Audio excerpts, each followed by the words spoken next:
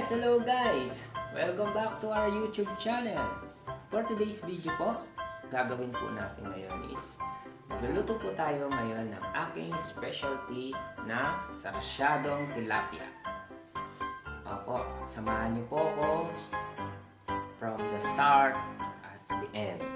Yes po, para po may matutunan po kayo kung paano po magluto ng easy to cook Sarsiadong Tilapia.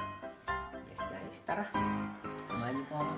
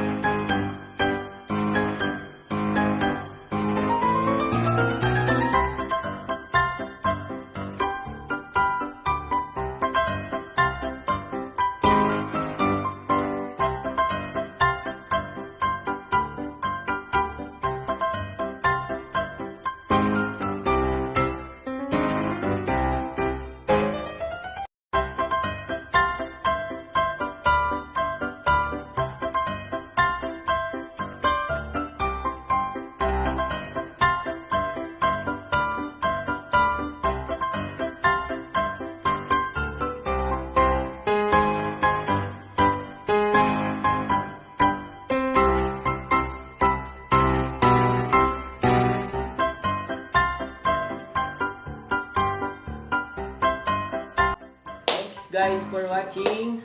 By the way, mega shoutout po sa aking pamilyang Lods na nandyan po lagi para sa akin, na very supportive. Hindi po from the start, nandyan po lagi sila sa akin. Tapos, nagpapasalamat din po ako sa Team Darna. Team Darna, thank you. Sobra. Nandyan rin po kayo para sa akin. Salamat. So guys, hanggang dito na lang po. Thanks for watching. And don't forget to like, share, and subscribe our YouTube channel, Team Madla. At huwag din pong kalimutang mag-like at i-share na rin po. At huwag din pong kalimutan i-click ang notification bell para po sa aming mga susunod na video. Thanks guys for watching! Bye!